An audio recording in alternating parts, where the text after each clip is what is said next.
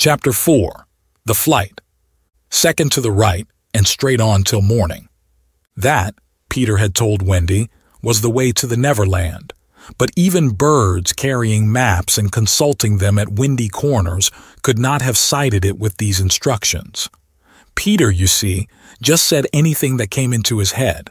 At first his companions trusted him implicitly, and so great were the delights of flying that they wasted time circling round church spires or any other tall objects on the way that took their fancy. John and Michael raced, Michael getting a start. They recalled with contempt that not so long ago they had thought themselves fine fellows for being able to fly round a room. Not long ago. But how long ago? They were flying over the sea before this thought began to disturb Wendy seriously. John thought it was their second sea and their third night. Sometimes it was dark and sometimes light, and now they were very cold and again too warm. Did they really feel hungry at times, or were they merely pretending because Peter had such a jolly new way of feeding them? His way was to pursue birds who had food in their mouths suitable for humans and snatch it from them. Then the birds would follow and snatch it back, and they would all go chasing each other gaily for miles, parting at last with mutual expressions of goodwill. But Wendy noticed with gentle concern that Peter did not seem to know that this was rather an odd way of getting your bread and butter, nor even that there are other ways. Certainly they did not pretend to be sleepy. They were sleepy, and that was a danger, for the moment they popped off, down they fell. The awful thing was that Peter thought this funny. "There he goes again!" he would cry gleefully, as Michael suddenly dropped like a stone. "Save him! Save him!" cried Wendy, looking with horror at the cruel sea far below. Eventually Peter would dive through the air and catch Michael just before he could strike the sea, and it was lovely the way he did it. But he always waited till the last moment, and you felt it was his cleverness that interested him, and not the saving of human life. Also, he was fond of variety, and the sport that engrossed him one moment would suddenly cease to engage him, so there was always the possibility that the next time you fell, he would let you go. He could sleep in the air without falling by merely lying on his back and floating, but this was, partly at least, because he was so light that if you got behind him and blew, he went faster. "Do be more polite to him," Wendy whispered to John when they were playing Follow My Leader. "Then tell him to stop showing off," said John. When playing Follow My Leader, Peter would fly close to the water and touch each shark's tail in passing, just as in the street you may run your finger along an iron railing. They could not follow him in this with much success, so perhaps it was rather like showing off, especially as he kept looking behind to see how many tails they missed. "You must be nice to him," Wendy impressed on her brothers. "What could we do if he were to leave us?" "We could go back," Michael said. "How could we ever find our way back without him?" "Well then, we could go on," said John. "That is the awful thing, John. We should have to go on, for we don't know how to stop." This was true. Peter had forgotten to show them how to stop. John said that if the worst came to the worst, all they had to do was to go straight on, for the world was round, and so in time they must come back to their own window. "And who is to get food for us, John?" "I nipped a bit out of that eagle's mouth pretty neatly, Wendy." "After the 20th try," Wendy reminded him. "And even though we became good at picking up food, see how we bump against clouds and things if he is not near to give us a hand." Indeed, they were constantly bumping. They could now fly strongly, though they still kicked far too much. But if they saw a cloud in front of them, the more they tried to avoid it, the more certainly did they bump into it. If Nana had been with them, she would have had a bandage round Michael's forehead by this time. Peter was not with them for the moment, and they felt rather lonely up there by themselves. He could go so much faster than they that he would suddenly shoot out of sight, to have some adventure in which they had no share.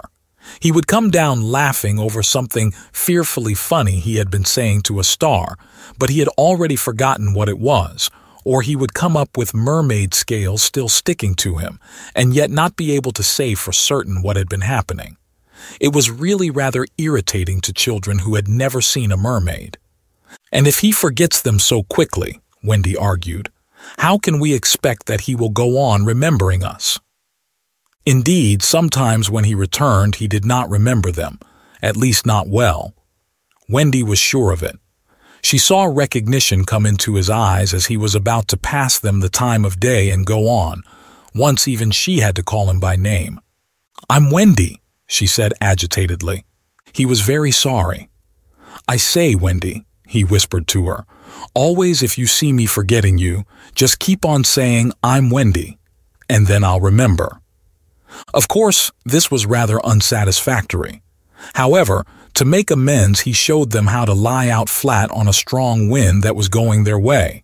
And this was such a pleasant change that they tried it several times and found that they could sleep thus with security. Indeed, they would have slept longer, but Peter tired quickly of sleeping, and soon he would cry in his captain voice, "We get off here." So with occasional tiffs, but on the whole rollicking, they drew near the Neverland, for after many moons they did reach it, and what is more, they had been going pretty straight all the time, not perhaps so much owing to the guidance of Peter or Tink as because the island was looking for them. It is only thus that anyone may sight those magic shores. "There it is," said Peter calmly. "Where? Where?" "Where all the arrows are pointing." Indeed, 1,000,000 golden arrows were pointing it out to the children, all directed by their friend the sun, who wanted them to be sure of their way before leaving them for the night. Wendy and John and Michael stood on tiptoe in the air to get their first sight of the island. Strange to say, they all recognized it at once, and until fear fell upon them they hailed it, not as something long dreamt of and seen at last, but as a familiar friend to whom they were returning home for the holidays. "John, there's the lagoon." "Wendy, look at the turtles burying their eggs in the sand." "I say, John, I see your flamingo with the broken leg."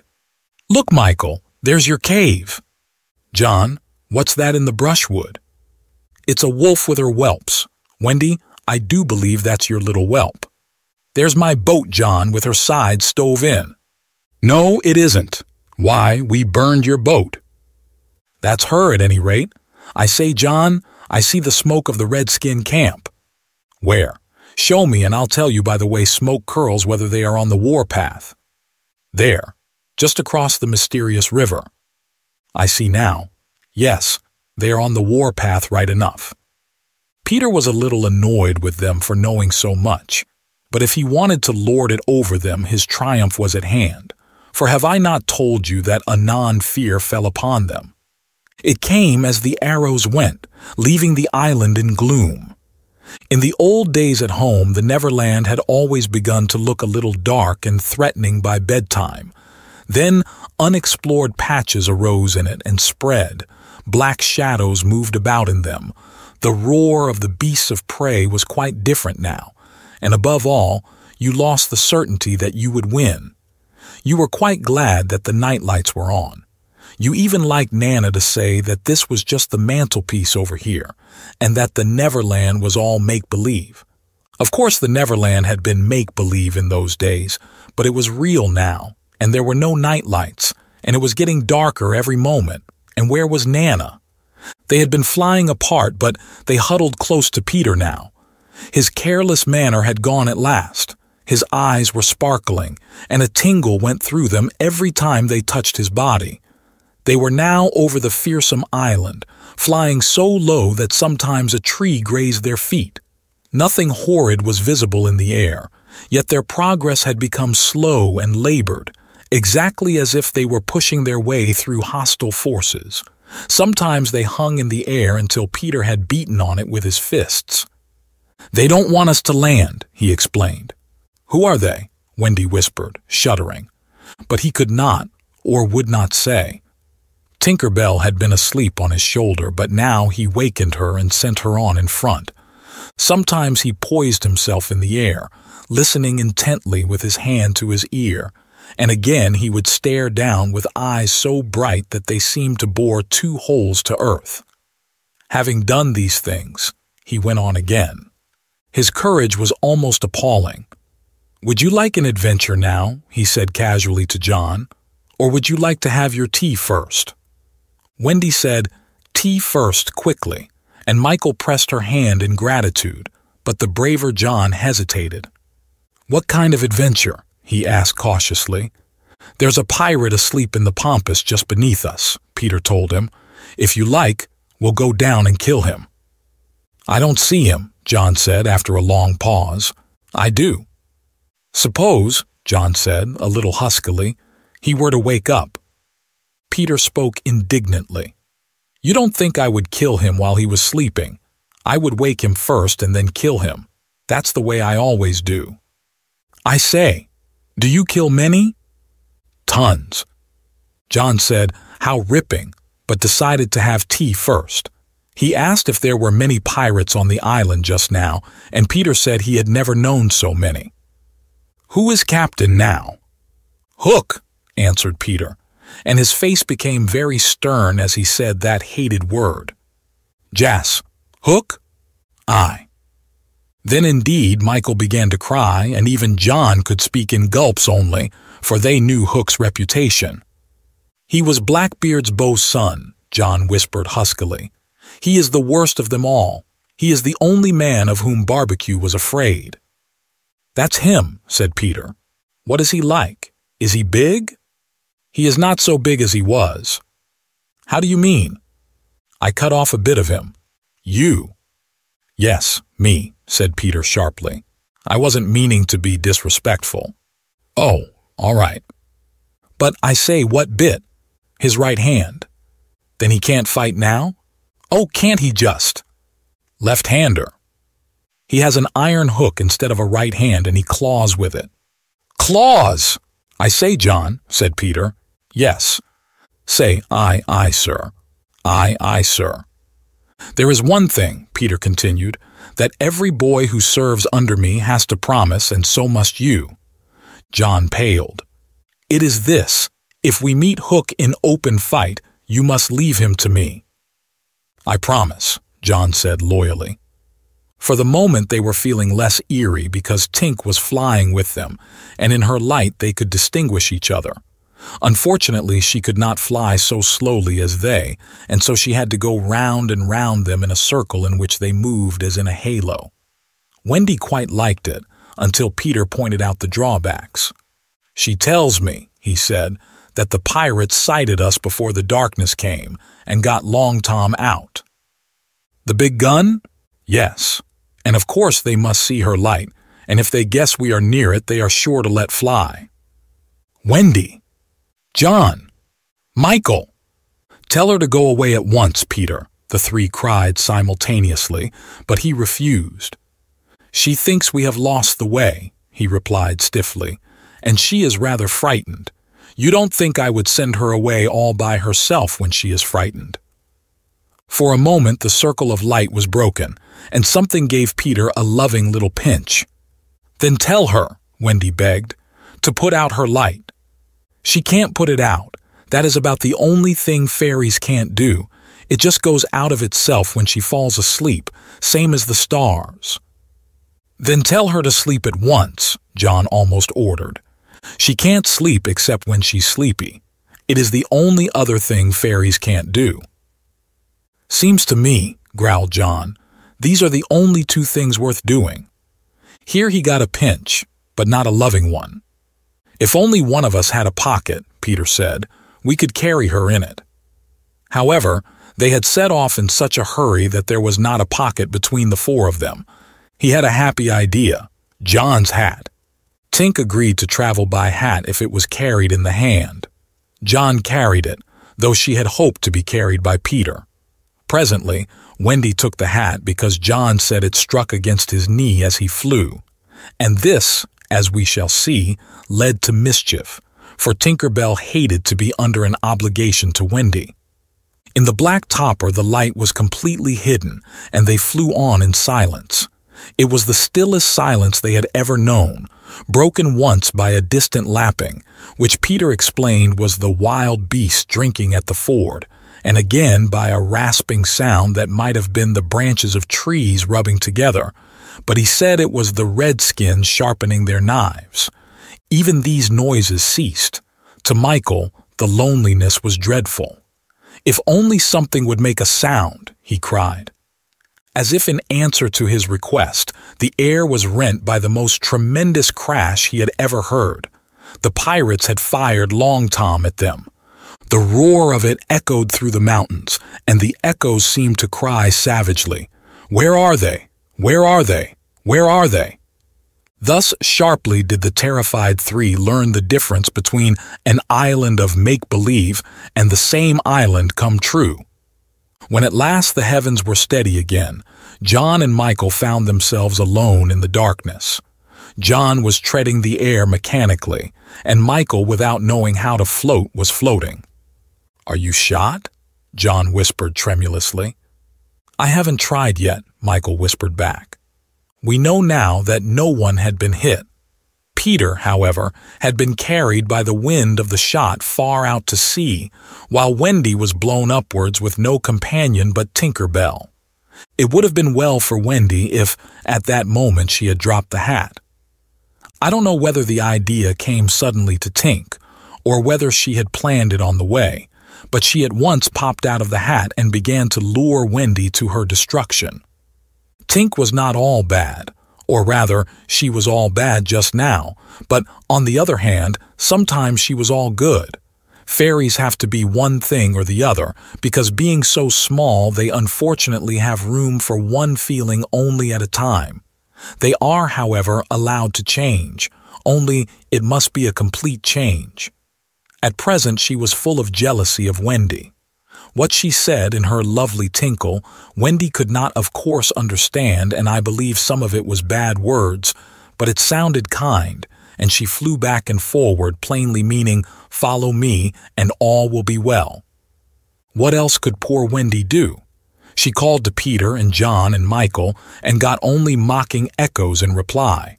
She did not yet know that Tink hated her with the fierce hatred of a very woman. And so, bewildered and now staggering in her flight, she followed Tink to her doom. Chapter 5. The Island Come True.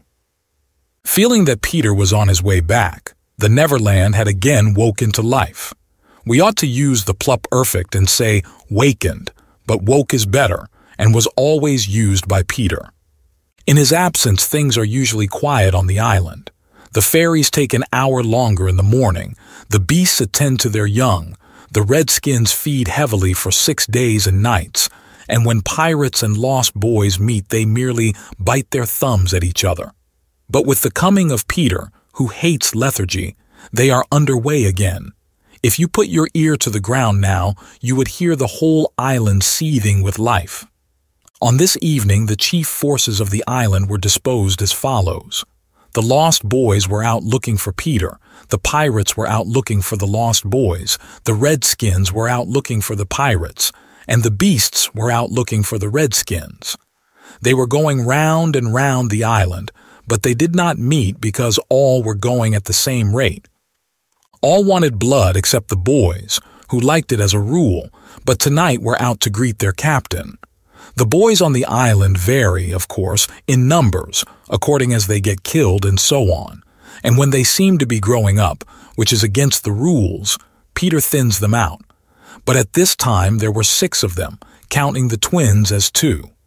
Let us pretend to lie here among the sugar cane and watch them as they steal by in single file, each with his hand on his dagger. They are forbidden by Peter to look in the least like him, and they wear the skins of the bears slain by themselves, in which they are so round and furry that when they fall, they roll. They have therefore become very sure-footed. The first to pass is Tootles, not the least brave but the most unfortunate of all that gallant band. He had been in fewer adventures than any of them, because the big things constantly happened just when he had stepped round the corner. All would be quiet. He would take the opportunity of going off to gather a few sticks for firewood, and then when he returned, the others would be sweeping up the blood. This ill luck had given a gentle melancholy to his countenance, but instead of souring, his nature had sweetened it, so that he was quite the humblest of the boys. "Poor kind Tootles, there is danger in the air for you tonight. Take care lest an adventure is now offered you, which, if accepted, will plunge you in deepest woe. Tootles, the fairy Tink, who is bent on mischief this night, is looking for a tool, and she thinks you are the most easily tricked of the boys. Where Tinker Bell? Would that he could hear us, but we are not really on the island, and he passes by, biting his knuckles. Next comes Nibs, the gay and debonair, followed by Slightly, who cuts whistles out of the trees and dances ecstatically to his own tunes. Slightly is the most conceited of the boys. He thinks he remembers the days before he was lost, with their manners and customs, and this has given his nose an offensive tilt. Curly is fourth. He is a pickle, and so often has he had to deliver up his person when Peter said sternly, "Stand forth the one who did this thing," that now at the command he stands forth automatically whether he has done it or not. Last come the twins, who cannot be described because we should be sure to be describing the wrong one. Peter never quite knew what twins were, and his band were not allowed to know anything he did not know. So these two were always vague about themselves, and did their best to give satisfaction by keeping close together in an apologetic sort of way. The boys vanish in the gloom, and after a pause, but not a long pause, for things go briskly on the island, come the pirates on their track. We hear them before they are seen, and it is always the same dreadful song. "Avast belay, yo-ho, heave to, a-pirating we go, and if we're parted by a shot, we're sure to meet below." A more villainous-looking lot never hung in a row on execution dock. Here, a little in advance, ever and again with his head to the ground listening, his great arms bare, pieces of 8 in his ears as ornaments, is the handsome Italian Cecco, who cut his name in letters of blood on the back of the governor of the prison at Gao. That gigantic black behind him has had many names since he dropped the one with which dusky mothers still terrify their children on the banks of the Guajomo. Here is Bill Jukes, every inch of him tattooed, the same Bill Jukes who got 6 dozen on the walrus from Flint before he would drop the bag of moidors, and Cookson, said to be Black Murphy's brother, but this was never proved, and Gentleman Starkey, once an usher in a public school and still dainty in his ways of killing, and Skylights, Morgan Skylights, and the Irish Bosun Smee, an oddly genial man who stabbed, so to speak, without offense, and was the only nonconformist in Hook's crew, and Noodler, whose hands were fixed on backwards, and Ropt. Mullins and Alf Mason and many another ruffian long known and feared on the Spanish Main. In the midst of them, the blackest and largest in that dark setting, reclined James Hook, or as he wrote himself, Jazz Hook, of whom it is said he was the only man that the sea cook feared. He lay at his ease in a rough chariot drawn and propelled by his men, and instead of a right hand he had the iron hook with which ever and anon he encouraged them to increase their pace. As dogs this terrible man treated and addressed them, and as dogs they obeyed him. In person he was cadaverous and black-avised, and his hair was dressed in long curls, which at a little distance looked like black candles, and gave a singularly threatening expression to his handsome countenance. His eyes were of the blue of the forget-me-not, and of a profound melancholy, save when he was plunging his hook into you, at which time 2 red spots appeared in them and lit them up horribly. In manner, something of the grand seigneur still clung to him, so that he even ripped you up with an air, and I have been told that he was a raconteur of repute.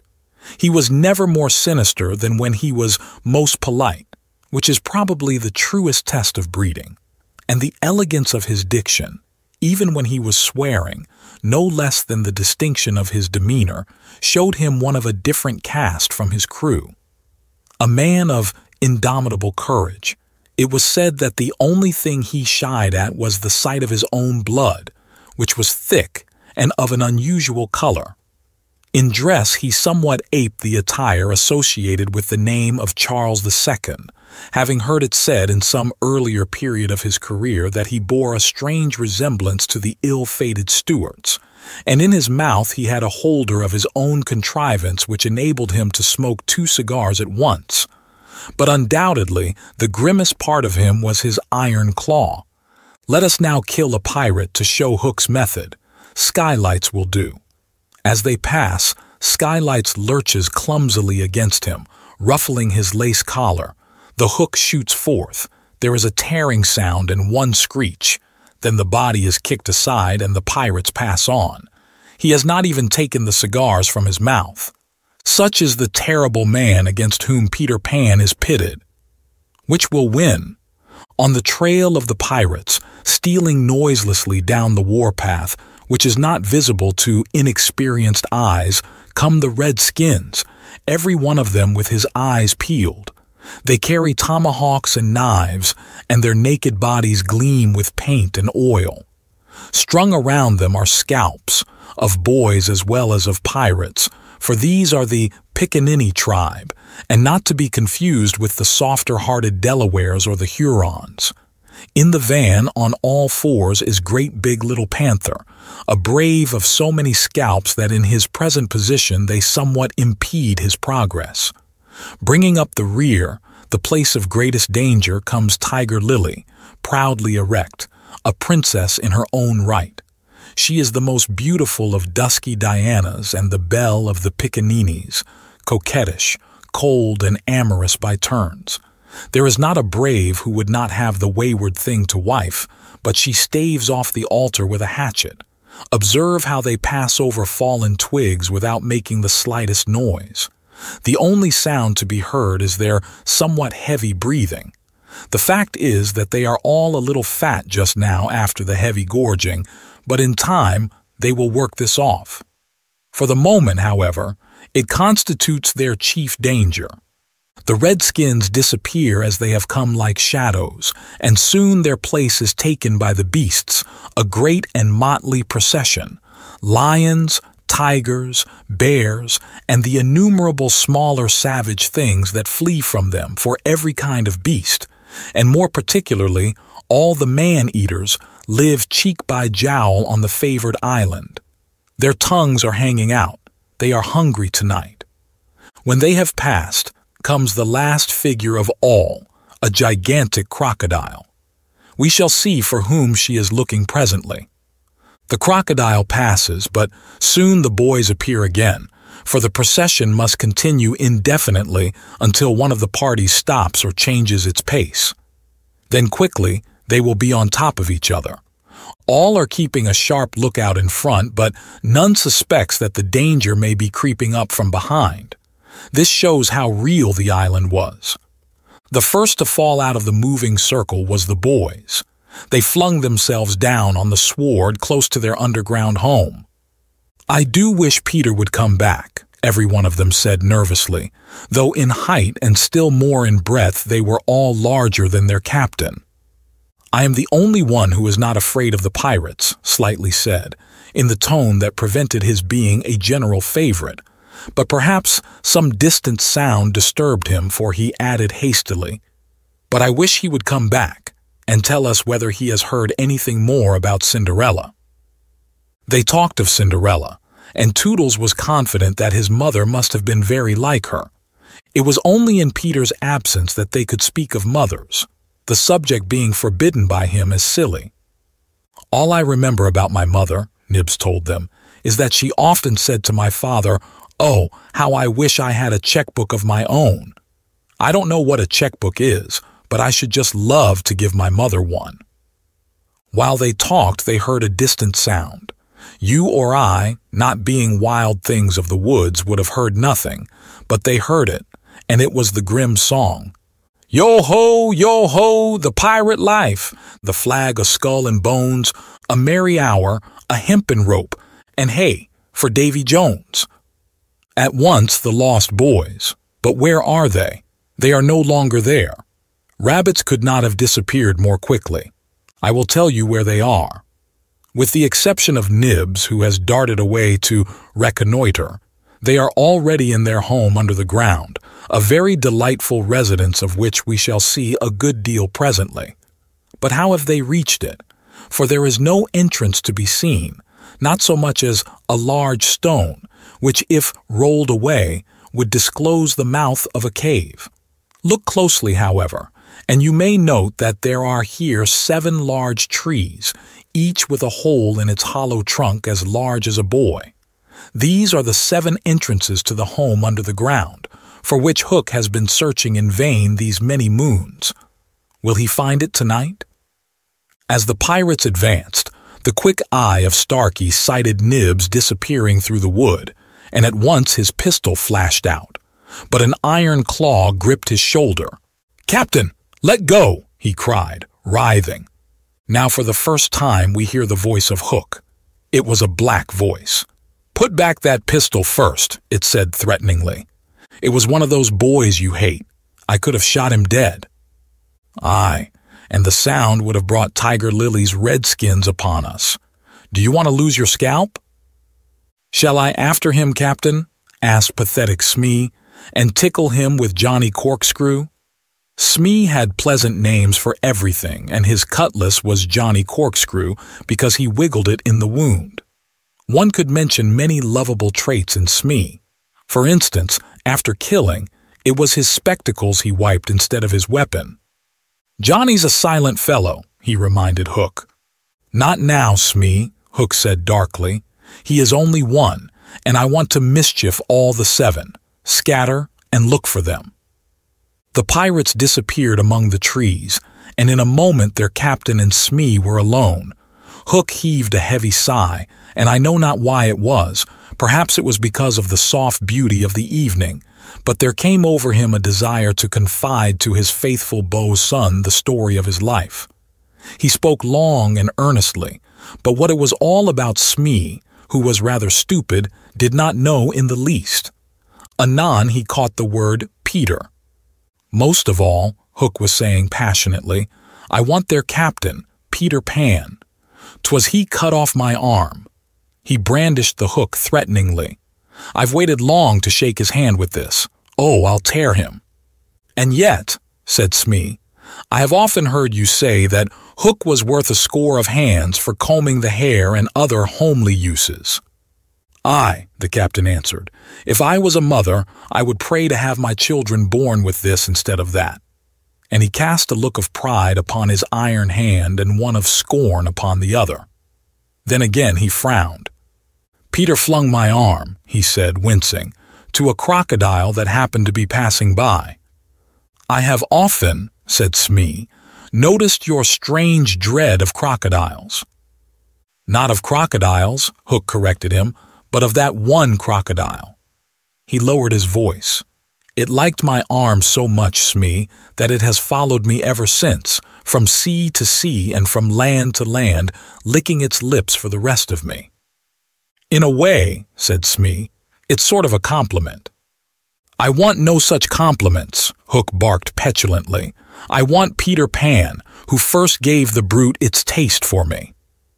He sat down on a large mushroom, and now there was a quiver in his voice. "Smee," he said huskily, "that crocodile would have had me before this, but by a lucky chance it swallowed a clock which goes tick-tick inside it, and so before it can reach me I hear the tick and bolt." He laughed, but in a hollow way. "Some day," said Smee, "the clock will run down, and then he'll get you." Hook wetted his dry lips. "Aye," he said, "that's the fear that haunts me." Since sitting down he had felt curiously warm. "Smee," he said, "this seat is hot." He jumped up.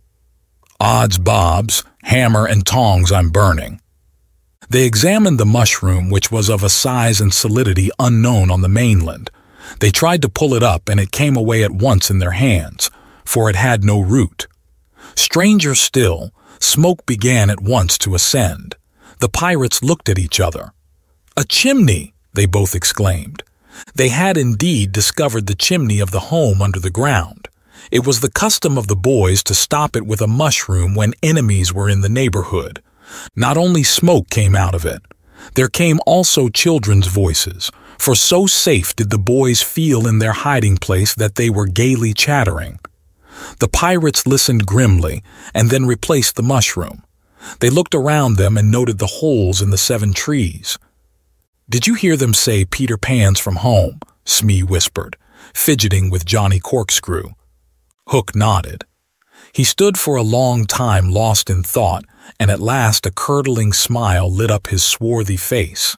Smee had been waiting for it. "Unrip your plan, Captain," he cried eagerly. "To return to the ship," Hook replied slowly through his teeth, "and cook a large, rich cake of a jolly thickness with green sugar on it. There can be but one room below, for there is but one chimney." The silly moles had not the sense to see that they did not need a door apiece. That shows they have no mother. We will leave the cake on the shore of the mermaids' lagoon. These boys are always swimming about there, playing with the mermaids. They will find the cake and they will gobble it up because, having no mother, they don't know how dangerous it is to eat rich, damp cake. He burst into laughter, not hollow laughter now, but honest laughter. "Aha! They will die." Smee had listened with growing admiration. "It's the wickedest, prettiest policy ever I heard of," he cried, and in their exultation they danced and sang. "A vast belay when I appear, by fear they're overtook. Knots left upon your bones when you have shaken claws with hook." They began the verse, but they never finished it, for another sound broke in and stilled them. There was at first such a tiny sound that a leaf might have fallen on it and smothered it, but as it came nearer, it was more distinct. Tick, tick, tick, tick, Hook stood shuddering, 1 foot in the air. "The crocodile!" he gasped, and bounded away, followed by his beau son. It was indeed the crocodile. It had passed the redskins, who were now on the trail of the other pirates. It oozed on after Hook. Once more the boys emerged into the open, but the dangers of the night were not yet over, for presently Nibs rushed breathless into their midst, pursued by a pack of wolves. The tongues of the pursuers were hanging out. The baying of them was horrible. Save me, cried Nibs, falling on the ground. "But what can we do? What can we do?" It was a high compliment to Peter that, at that dire moment, their thoughts turned to him. "What would Peter do?" they cried simultaneously.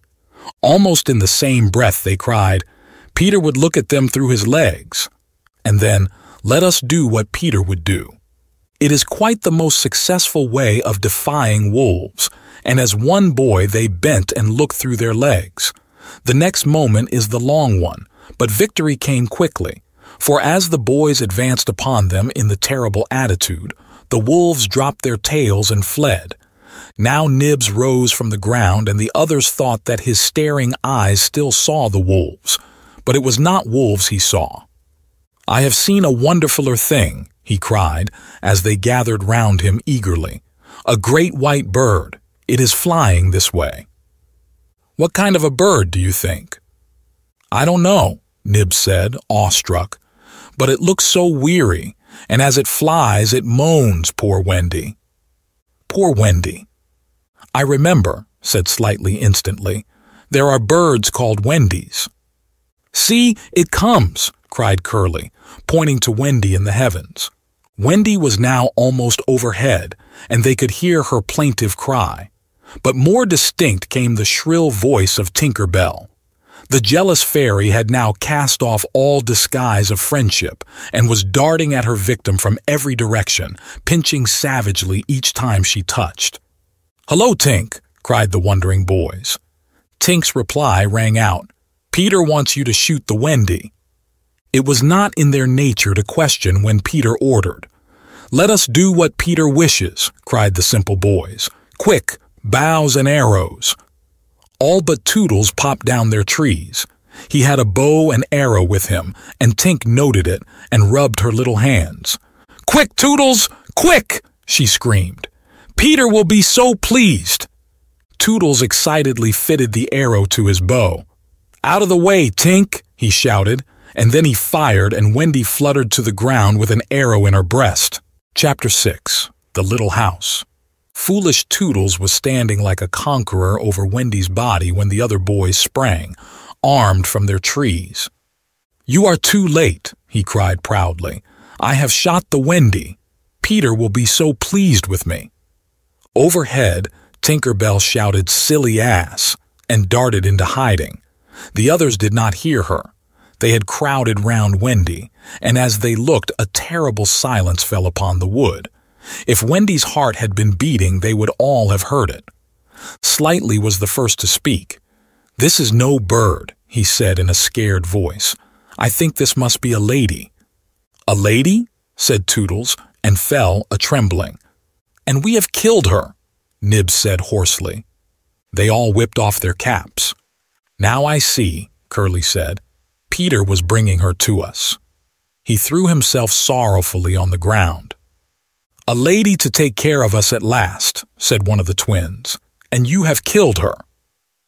They were sorry for him, but sorrier for themselves, and when he took a step nearer them, they turned from him. Tootles' face was very white, but there was a dignity about him now that had never been there before. "I did it," he said, reflecting. "When ladies used to come to me in dreams, I said, 'Pretty mother, pretty mother.' But when at last she really came, I shot her." He moved slowly away. "Don't go," they called in pity. "I must," he answered, shaking. "I am so afraid of Peter." It was at this tragic moment that they heard a sound which made the heart of every one of them rise to his mouth. They heard Peter crow. "Peter!" they cried, for it was always thus that he signaled his return. "Hide her," they whispered, and gathered hastily around Wendy. But Tootles stood aloof. Again came that ringing crow, and Peter dropped in front of them. "Greetings, boys," he cried, and mechanically they saluted, and then again was silence. He frowned. "I am back," he said hotly. "Why do you not cheer?" They opened their mouths, but the cheers would not come. He overlooked it in his haste to tell the glorious tidings. "Great news, boys," he cried. "I have brought at last a mother for you all." Still no sound except a little thud from Tootles as he dropped on his knees. "Have you not seen her?" asked Peter, becoming troubled. "She flew this way."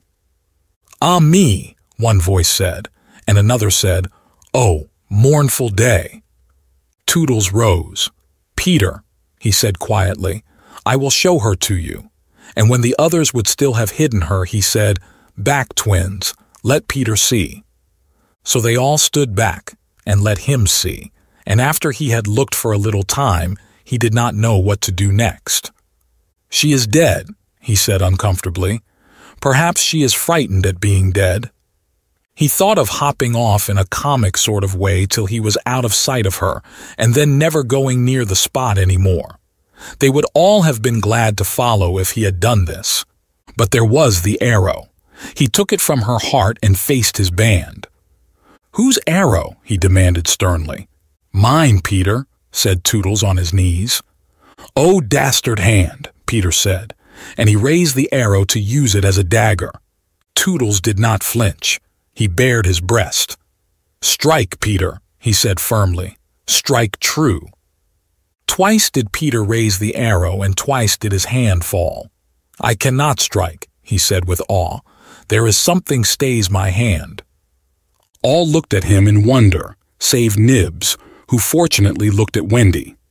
"It is she," he cried. "The Wendy lady. See, her arm." Wonderful to relate, Wendy had raised her arm.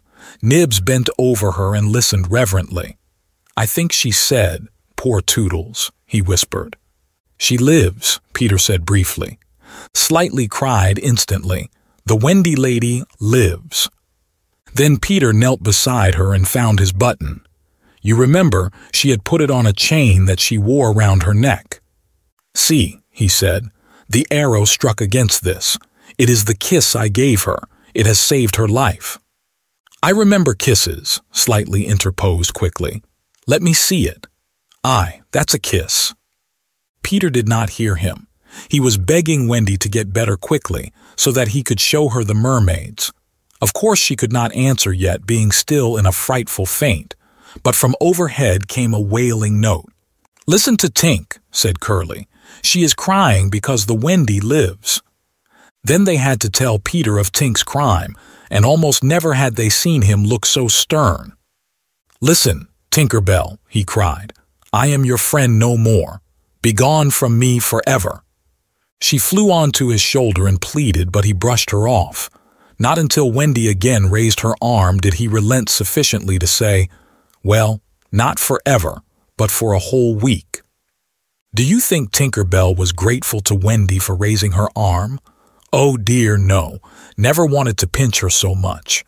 Fairies indeed are strange, and Peter, who understood them best, often cuffed them. But what to do with Wendy in her present delicate state of health? Let us carry her down into the house, Curly suggested. Aye, said Slightly, that is what one does with ladies. No, no, Peter said, you must not touch her. It would not be sufficiently respectful. That, said Slightly, is what I was thinking. But if she lies there, Tootles said, she will die. Aye, she will die, Slightly admitted, but there is no way out.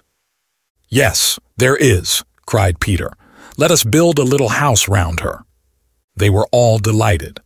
Quick, he ordered them, bring me each of you the best of what we have. Gut our house. Be sharp. In a moment they were as busy as tailors the night before a wedding. They scurried this way and that, down for bedding, up for firewood, and while they were at it, who should appear but John and Michael? As they dragged along the ground, they fell asleep standing, stopped, woke up, moved another step, and slept again. John, John, Michael would cry, wake up! Where is Nana, John, and Mother? And then John would rub his eyes and mutter, it is true, we did fly. You may be sure they were very relieved to find Peter. Hello, Peter, they said. Hello, replied Peter amicably, though he had quite forgotten them. He was very busy at the moment measuring Wendy with his feet to see how large a house she would need. Of course he meant to leave room for chairs and a table. John and Michael watched him. Is Wendy asleep? They asked. Yes. John, Michael proposed, let us wake her and get her to make supper for us. But as he said it, some of the other boys rushed on carrying branches for the building of the house. Look at them, he cried. Curly, said Peter in his most captainy voice, see that these boys help in the building of the house. Aye, aye, sir. Build a house? Exclaimed John. For the Wendy, said Curly. For Wendy, John said, aghast. Why, she is only a girl. That, explained Curly, is why we are her servants. You? Wendy's servants. Yes, said Peter, and you also. Away with them. The astounded brothers were dragged away to hack and hew and carry. Chairs and a fender first, Peter ordered. Then we shall build a house round them. Aye, said Slightly, that is how a house is built. It all comes back to me. Peter thought of everything. Slightly, he cried, fetch a doctor. Aye, aye, said Slightly at once, and disappeared, scratching his head. But he knew Peter must be obeyed, and he returned in a moment, wearing John's hat and looking solemn. Please, sir, said Peter, going to him. Are you a doctor? The difference between him and the other boys at such a time was that they knew it was make-believe, while to him make-believe and true were exactly the same thing.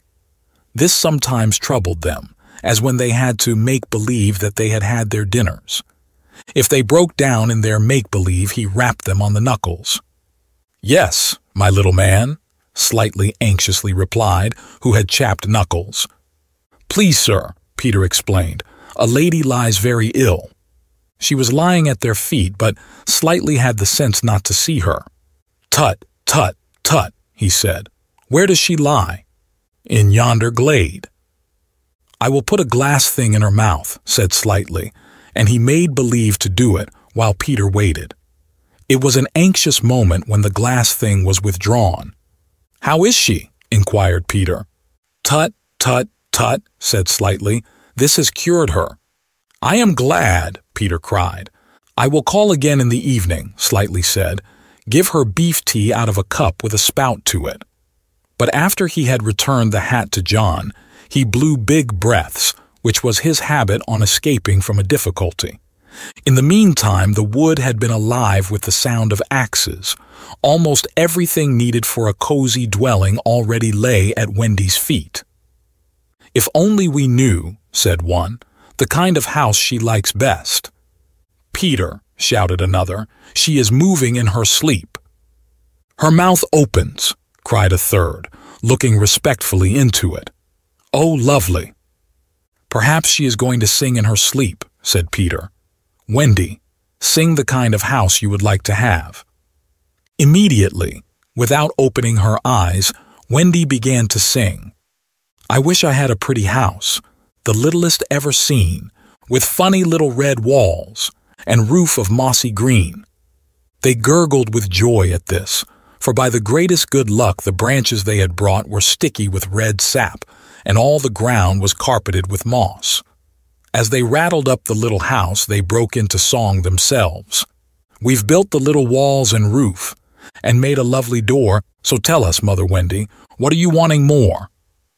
To this she answered greedily, "Oh, really next I think I'll have gay windows all about, with roses peeping in, you know, and babies peeping out." With a blow of their fists they made windows, and large yellow leaves were the blinds. But roses? "Roses!" cried Peter sternly. Quickly they made believe to grow the loveliest roses up the walls. Babies? To prevent Peter ordering babies, they hurried into song again. "We've made the roses peeping out. The babes are at the door. We cannot make ourselves, you know, 'cause we've been made before." Peter, seeing this to be a good idea, at once pretended that it was his own. The house was quite beautiful, and no doubt Wendy was very cozy within, though, of course, they could no longer see her. Peter strode up and down, ordering finishing touches. Nothing escaped his eagle eyes, just when it seemed absolutely finished. "There's no knocker on the door," he said. They were very ashamed, but Tootles gave the sole of his shoe, and it made an excellent knocker.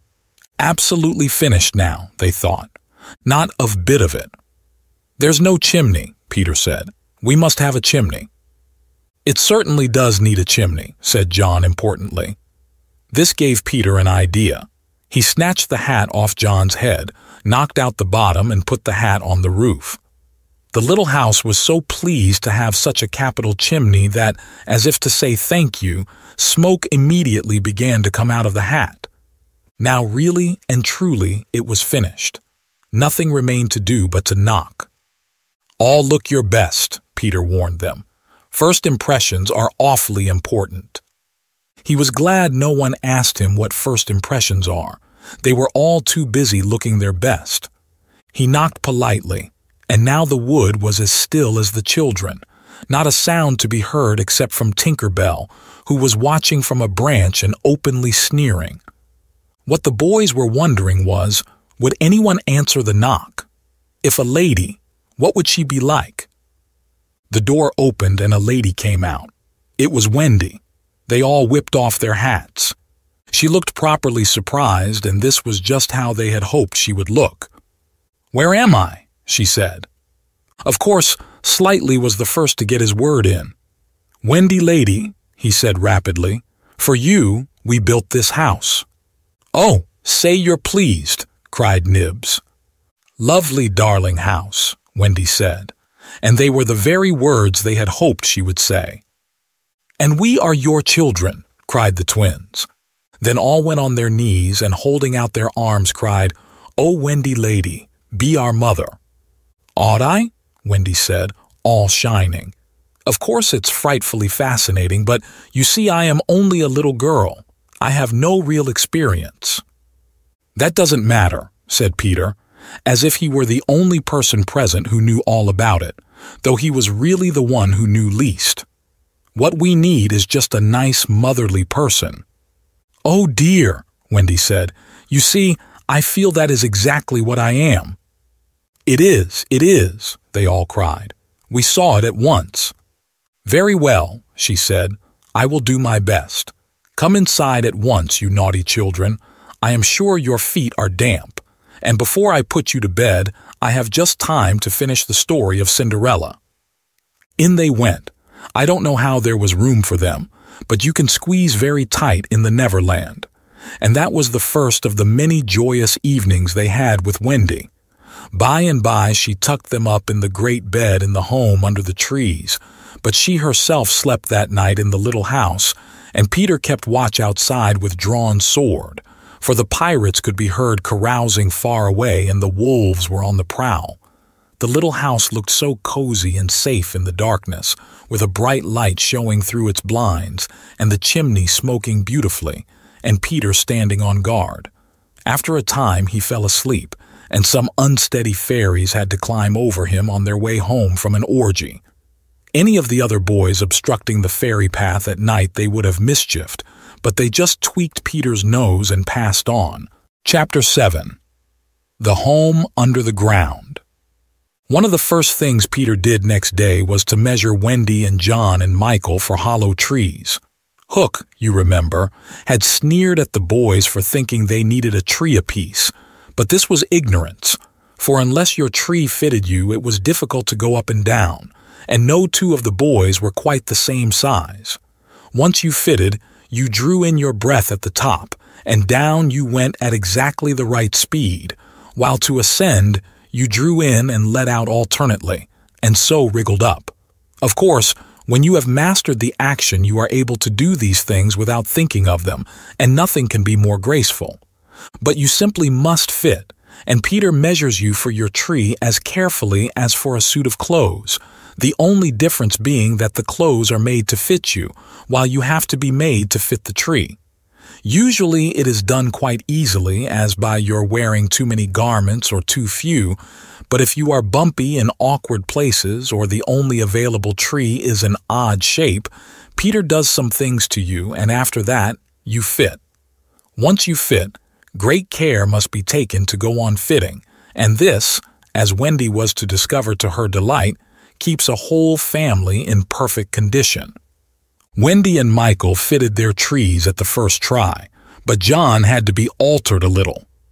After a few days' practice, they could go up and down as gaily as buckets in a well, and how ardently they grew to love their home under the ground, especially Wendy. It consisted of one large room, as all houses should do, with a floor in which you could dig if you wanted to go fishing, and in this floor grew stout mushrooms of a charming color, which were used as stools.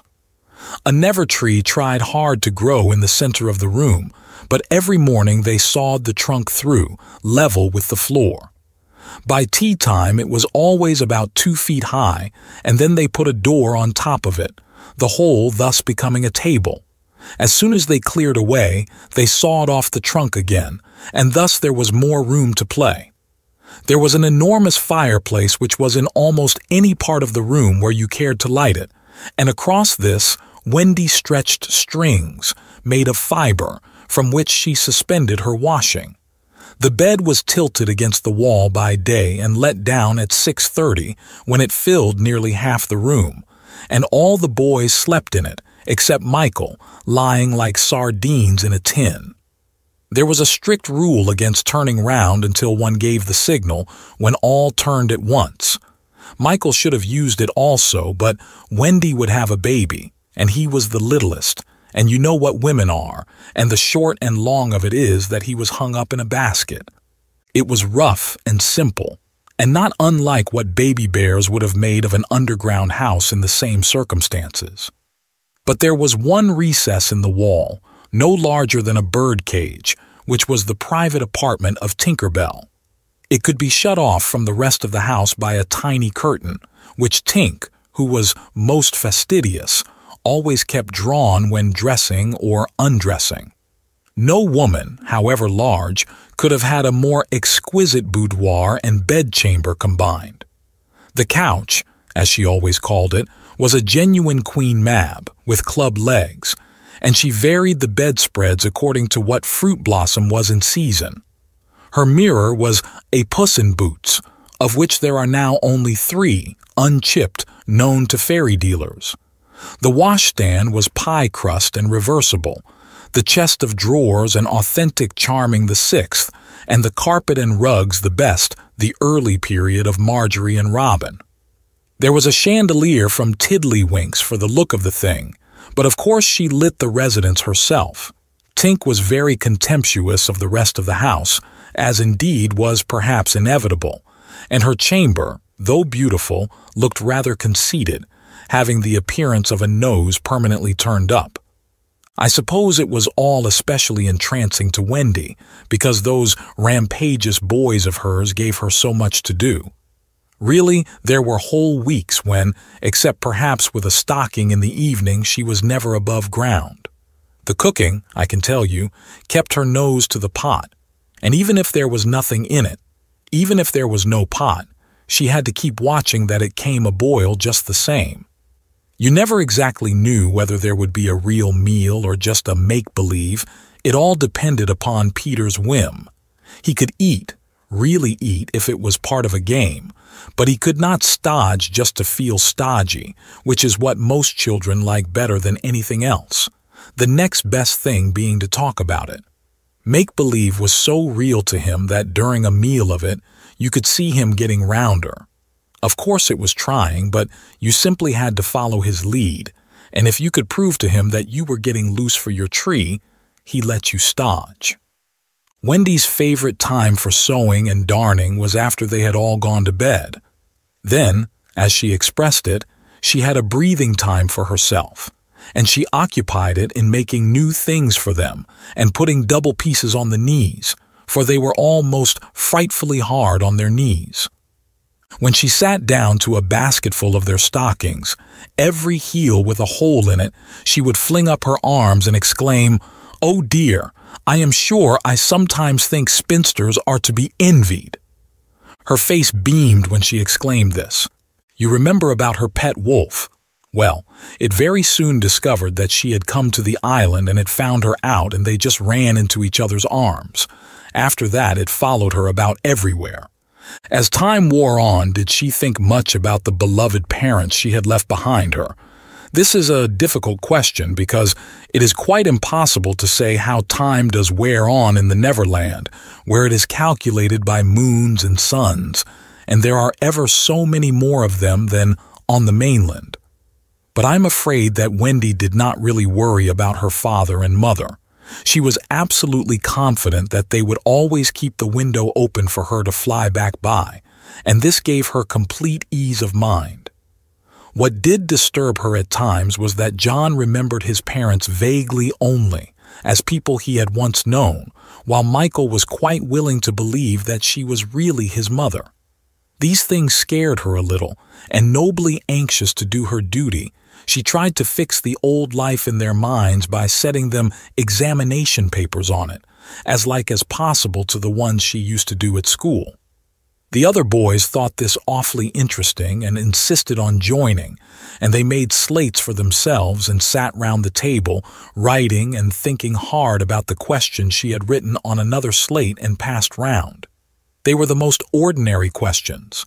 What was the color of Mother's eyes? Which was taller, father or mother? Was Mother blonde or brunette? Answer all 3 questions if possible. A. Write an essay of not less than 40 words on how I spent my last holidays, or the characters of father and mother compared. Only one of these to be attempted. Or 1. Describe mother's laugh. 2. Describe father's laugh. 3. Describe mother's party dress. 4. Describe the kennel and its inmate. They were just everyday questions like these, and when you could not answer them, you were told to make a cross. and it was really dreadful what a number of crosses even John made. Of course, the only boy who replied to every question was Slightly, and no one could have been more hopeful of coming out first, but his answers were perfectly ridiculous, and he really came out last, a melancholy thing. Peter did not compete. For one thing, he despised all mothers except Wendy, and for another, he was the only boy on the island who could neither write nor spell, not the smallest word. He was above all that sort of thing. By the way, the questions were all written in the past tense. What was the color of Mother's eyes? And so on. Wendy, you see, had been forgetting too. Adventures, of course, as we shall see, were of daily occurrence. But about this time, Peter invented, with Wendy's help, a new game that fascinated him enormously, until he suddenly had no more interest in it, which, as you have been told, was what always happened with his games. It consisted in pretending not to have adventures, in doing the sort of thing John and Michael had been doing all their lives, sitting on stools flinging balls in the air, pushing each other, going out for walks and coming back without having killed so much as a grizzly. To see Peter doing nothing on a stool was a great sight. He could not help looking solemn at such times. To sit still seemed to him such a comic thing to do. He boasted that he had gone walking for the good of his health. For several sons, these were the most novel of all adventures to him, and John and Michael had to pretend to be delighted also, otherwise he would have treated them severely. He often went out alone, and when he came back you were never absolutely certain whether he had had an adventure or not. He might have forgotten it so completely that he said nothing about it, and then when you went out you found the body. And on the other hand, he might say a great deal about it, and yet you could not find the body. Sometimes he came home with his head bandaged, and then Wendy cooed over him and bathed it in lukewarm water while he told a dazzling tale. But she was never quite sure, you know. There were, however, many adventures which she knew to be true because she was in them herself, and there were still more that were at least partly true, for the other boys were in them and said they were wholly true. To describe them all would require a book as large as an English-Latin, Latin-English dictionary, and the most we can do is to give one as a specimen of an average hour on the island. The difficulty is which one to choose. Should we take the brush with the redskins at Slightly Gulch? It was a sanguinary affair, and especially interesting as showing one of Peter's peculiarities, which was that, in the middle of a fight, he would suddenly change sides. At the Gulch, when victory was still in the balance, sometimes leaning this way and sometimes that, he called out, "I'm Redskin today. What are you, Tootles?" And Tootles answered, "Redskin. What are you, Nibs?" And Nibs said, "Redskin. What are you, Twin?" And so on. And they were all redskins. And of course, this would have ended the fight had not the real redskins, fascinated by Peter's methods, agreed to be lost boys for that once. And so at it they all went again, more fiercely than ever. The extraordinary upshot of this adventure was, but we have not decided yet that this is the adventure we are to narrate. Perhaps a better one would be the night attack by the redskins on the house under the ground when several of them stuck in the hollow trees and had to be pulled out like corks.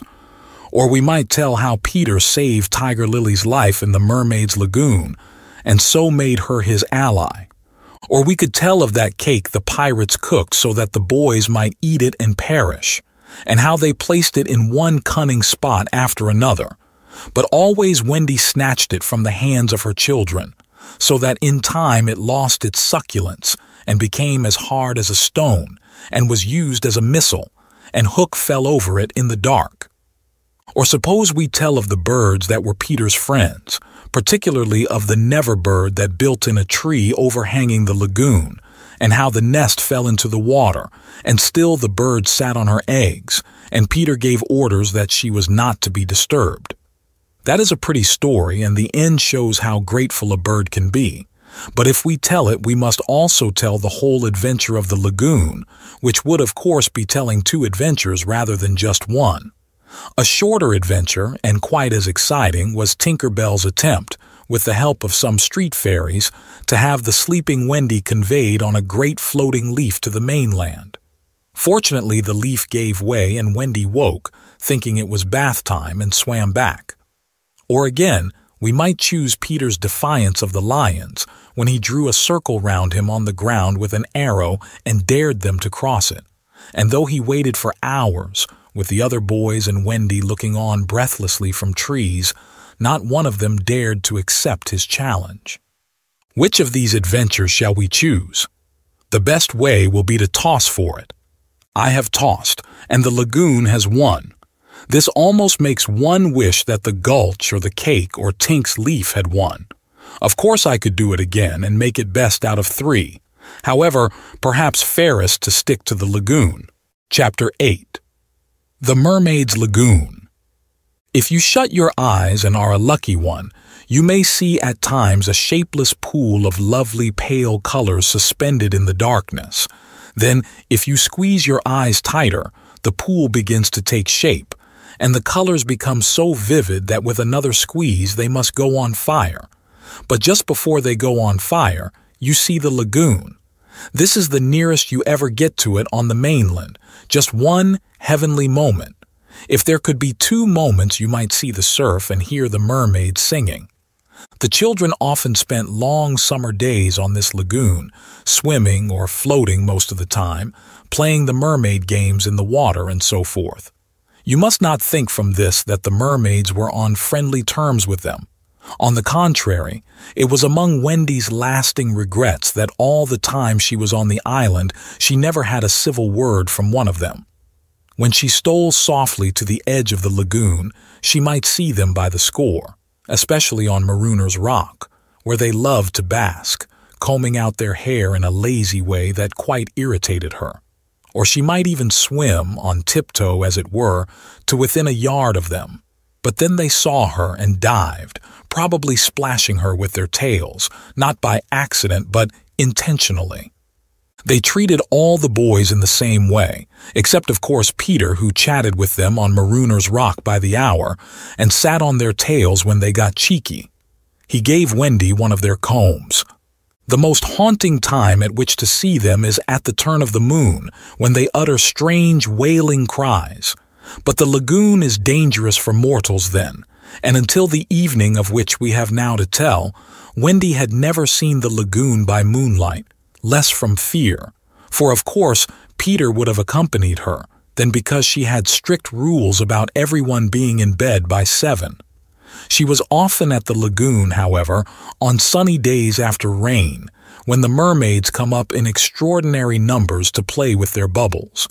The bubbles of many colors made in rainbow water they treat as balls, hitting them gaily from one to another with their tails, and trying to keep them in the rainbow till they burst. The goals are at each end of the rainbow, and the keepers only are allowed to use their hands. Sometimes a dozen of these games will be going on in the lagoon at a time, and it is quite a pretty sight. But the moment the children tried to join in, they had to play by themselves, for the mermaids immediately disappeared. Nevertheless, we have proof that they secretly watched the interlopers, and were not above taking an idea from them. For John introduced a new way of hitting the bubble, with the head instead of the hand, and the mermaids adopted it. This is the one mark that John has left on the Neverland. It must also have been rather pretty to see the children resting on a rock for half an hour after their midday meal. Wendy insisted on their doing this, and it had to be a real rest even though the meal was make-believe. So they lay there in the sun, and their bodies glistened in it, while she sat beside them and looked important. It was one such day, and they were all on Marooner's Rock. The rock was not much larger than their great bed, but of course they all knew how not to take up much room, and they were dozing, or at least lying with their eyes shut, and pinching occasionally when they thought Wendy was not looking. She was very busy, stitching. While she stitched, a change came to the lagoon. Little shivers ran over it, and the sun went away and shadows stole across the water, turning it cold. Wendy could no longer see to thread her needle, and when she looked up, The lagoon that had always hitherto been such a laughing place seemed formidable and unfriendly. It was not, she knew, that night had come, but something as dark as night had come. No, worse than that. It had not come, but it had sent that shiver through the sea to say that it was coming. What was it? There crowded upon her all the stories she had been told of Marooner's Rock, so called because evil captains put sailors on it and leave them there to drown. They drown when the tide rises, for then it is submerged. Of course she should have roused the children at once, not merely because of the unknown that was stalking toward them, but because it was no longer good for them to sleep on a rock grown chilly. But she was a young mother, and she did not know this. She thought you simply must stick to your rule about half an hour after the midday meal. So, though fear was upon her and she longed to hear male voices, she would not waken them. Even when she heard the sound of muffled oars, though her heart was in her mouth, she did not waken them. She stood over them to let them have their sleep out. Was it not brave of Wendy? It was well for those boys then that there was one among them who could sniff danger even in his sleep. Peter sprang erect, as wide awake at once as a dog, and with one warning cry he roused the others. He stood motionless, one hand to his ear. "Pirates!" he cried. The others came closer to him. A strange smile was playing about his face, and Wendy saw it and shuddered. While that smile was on his face, no one dared address him. All they could do was to stand ready to obey. The order came sharp and incisive. "Dive!" There was a gleam of legs, and instantly the lagoon seemed deserted. Marooner's Rock stood alone in the forbidding waters as if it were itself marooned. The boat drew nearer. It was the pirate dinghy with 3 figures in her, Smee and Starkey, and the third a captive, no other than Tiger Lily. Her hands and ankles were tied, and she knew what was to be her fate. She was to be left on the rock to perish, an end to one of her race more terrible than death by fire or torture. For is it not written in the book of the tribe that there is no path through water to the happy hunting ground? Yet her face was impassive. She was the daughter of a chief. She must die as a chief's daughter. It is enough. They had caught her boarding the pirate ship with a knife in her mouth. No watch was kept on the ship, it being Hook's boast that the wind of his name guarded the ship for a mile around. Now her fate would help to guard it also. One more whale would go the round in that wind by night. In the gloom that they brought with them, the 2 pirates did not see the rock till they crashed into it. "Luff, you lubber!" cried an Irish voice that was Smee's. "Here's the rock. Now then, what we have to do is to hoist the redskin onto it and leave her here to drown."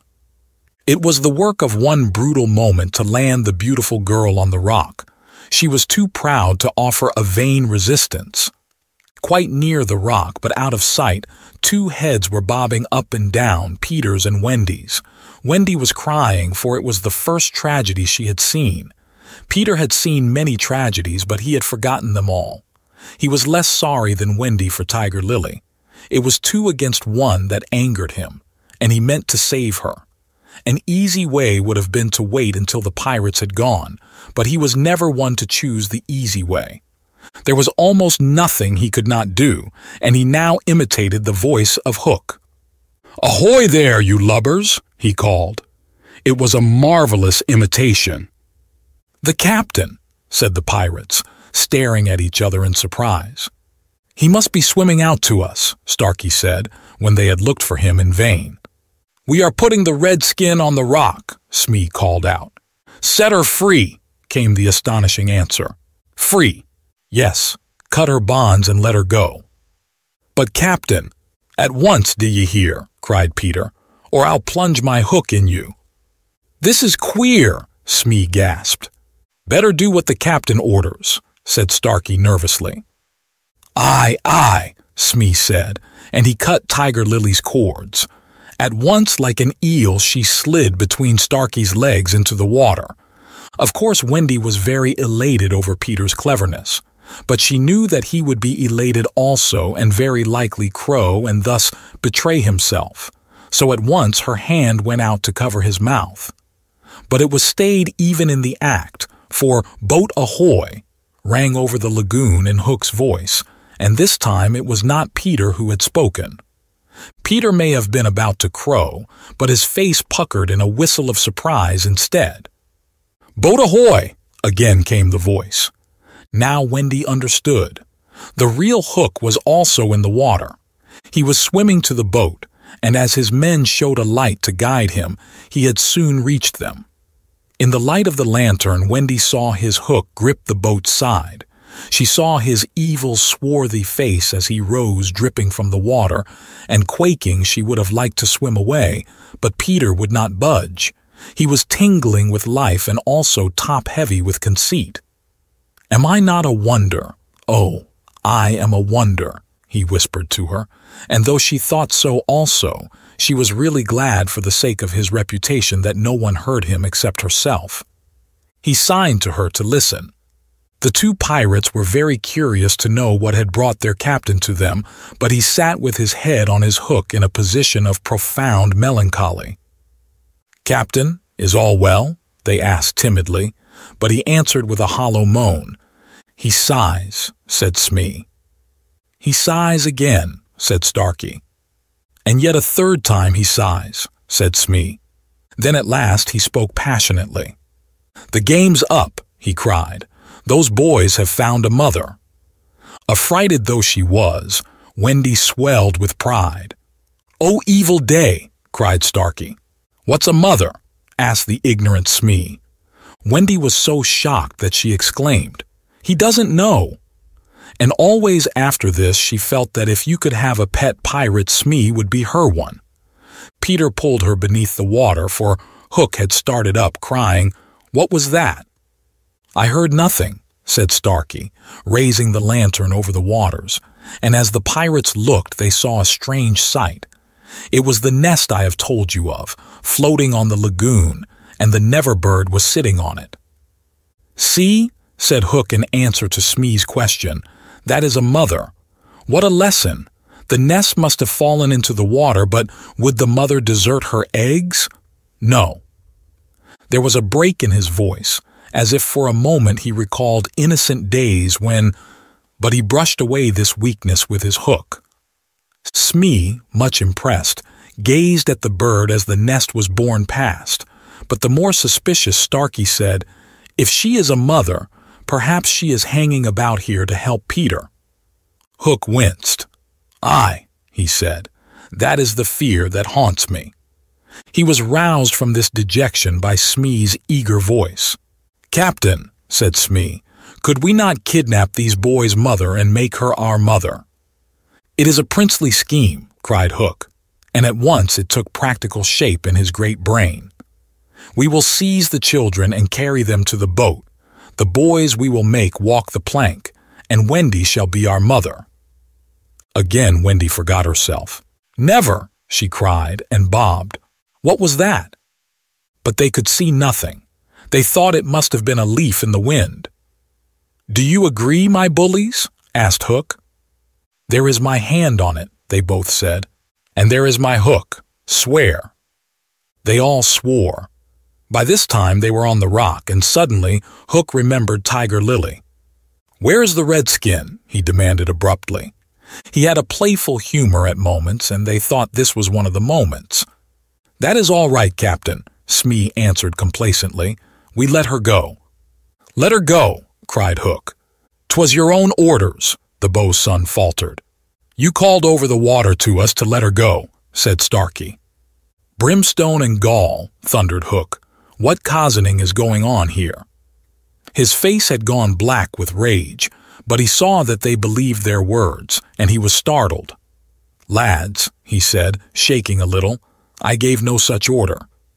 "It is passing queer," Smee said, and they all fidgeted uncomfortably. Hook raised his voice, but there was a quiver in it. "Spirit that haunts this dark lagoon tonight," he cried, "dost hear me?" Of course Peter should have kept quiet, but of course he did not. He immediately answered in Hook's voice. "Odds bobs, hammer and tongs, I hear you." In that supreme moment, Hook did not blanch, even at the gills, but Smee and Starkey clung to each other in terror. "Who are you, stranger? Speak," Hook demanded. "I am James Hook," replied the voice, "captain of the Jolly Roger." "You are not! You are not!" Hook cried hoarsely. "Brimstone and gall," the voice retorted. "Say that again, and I'll cast anchor in you." Hook tried a more ingratiating manner. "If you are Hook," he said almost humbly, "come tell me, who am I?" "A codfish," replied the voice. "Only a codfish." "A codfish," Hook echoed blankly, and it was then, but not till then, that his proud spirit broke. He saw his men draw back from him. "Have we been captained all this time by a codfish?" they muttered. "It is lowering to our pride." They were his dogs snapping at him, but, tragic figure though he had become, he scarcely heeded them. Against such fearful evidence, it was not their belief in him that he needed, it was his own. He felt his ego slipping from him. "Don't desert me, bully," he whispered hoarsely to it. In his dark nature there was a touch of the feminine, as in all the great pirates, and it sometimes gave him intuitions. Suddenly, he tried the guessing game. "Hook," he called, "have you another voice?" Now Peter could never resist a game, and he answered blithely in his own voice, "I have." "And another name?" Aye. "Vegetable?" asked Hook. "No." "Mineral?" "No." "Animal?" "Yes." "Man?" "No." This answer rang out scornfully. "Boy?" "Yes." "Ordinary boy?" "No." "Wonderful boy?" To Wendy's pain, the answer that rang out this time was, "Yes." "Are you in England?" "No." "Are you here?" "Yes." Hook was completely puzzled. "You ask him some questions," he said to the others, wiping his damp brow. Smee reflected. "I can't think of a thing," he said regretfully. Can't guess, crowed Peter. "Do you give it up?" Of course, in his pride he was carrying the game too far, and the miscreants saw their chance. Yes, they answered eagerly. "Well then," he cried, "I am Peter Pan." Pan. In a moment Hook was himself again, and Smee and Starkey were his faithful henchmen. "Now we have him," Hook shouted. "Into the water, Smee. Starkey, mind the boat. Take him dead or alive." He leaped as he spoke, and simultaneously came the gay voice of Peter. "Are you ready, boys?" "Aye," from various parts of the lagoon. "Then lam into the pirates." The fight was short and sharp. First to draw blood was John, who gallantly climbed into the boat and held Starkey. There was fierce struggle in which the cutlass was torn from the pirate's grasp.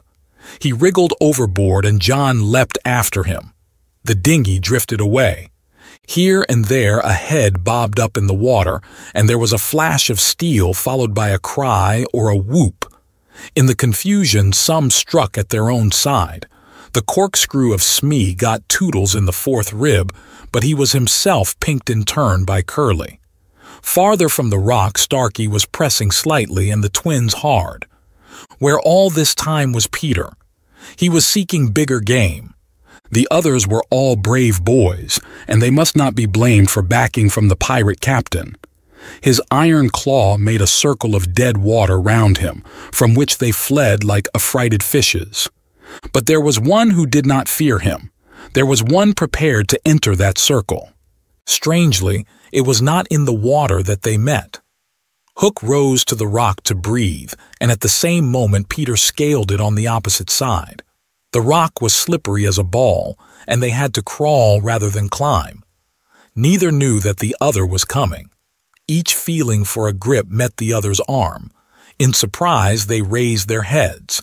Their faces were almost touching, so they met.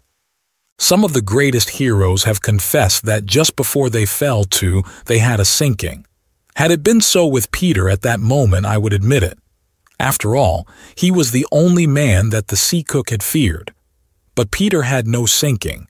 He had one feeling only, gladness, and he gnashed his pretty teeth with joy. Quick as thought, he snatched a knife from Hook's belt and was about to drive it home, when he saw that he was higher up the rock than his foe. It would not have been fighting fair. He gave the pirate a hand to help him up. It was then that Hook bit him. Not the pain of this, but its unfairness was what dazed Peter. It made him quite helpless. He could only stare, horrified. Every child is affected thus the first time he is treated unfairly. All he thinks he has a right to when he comes to you to be yours is fairness. After you have been unfair to him, he will love you again, but will never afterwards be quite the same boy. No one ever gets over the first unfairness. No one except Peter. He often met it, but he always forgot it. I suppose that was the real difference between him and all the rest. So when he met it now, it was like the first time, and he could just stare, helpless. Twice the iron hand clawed him. A few moments afterwards, the other boys saw Hook in the water striking wildly for the ship. No elation on the pestilent face now, only white fear, for the crocodile was in dogged pursuit of him. On ordinary occasions, the boys would have swum alongside cheering, but now they were uneasy, for they had lost both Peter and Wendy and were scouring the lagoon for them, calling them by name. They found the dinghy and went home in it, shouting Peter, Wendy, as they went. But no answer came save mocking laughter from the mermaids. They must be swimming back or flying, the boys concluded. They were not very anxious because they had such faith in Peter. They chuckled, boy-like, because they would be late for bed, and it was all Mother Wendy's fault. When their voices died away, there came cold silence over the lagoon, and then a feeble cry, "Help! Help!"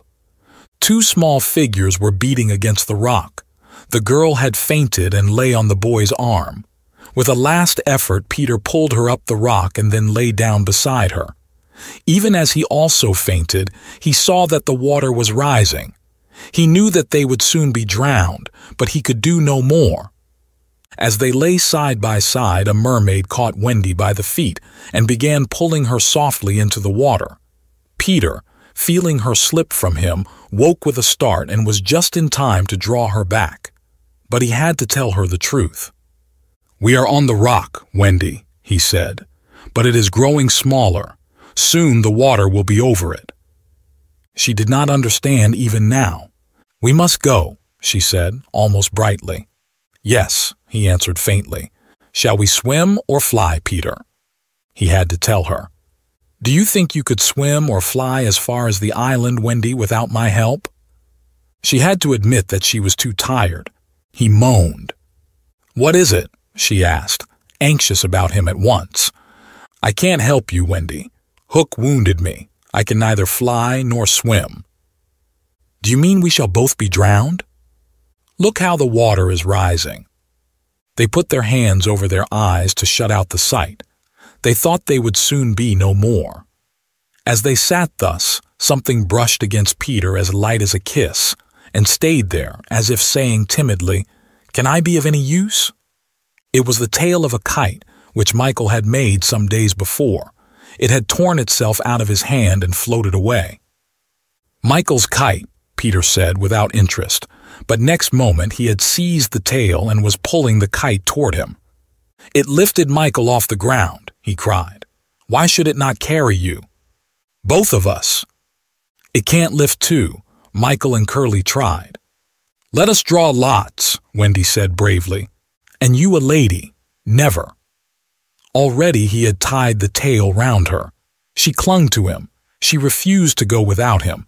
But with a "Goodbye, Wendy," he pushed her from the rock, and in a few minutes she was borne out of his sight. Peter was alone on the lagoon. The rock was very small now. Soon it would be submerged. Pale rays of light tiptoed across the waters, and by there was to be heard a sound at once the most musical and the most melancholy in the world, the mermaids calling to the moon. Peter was not quite like other boys, But he was afraid at last.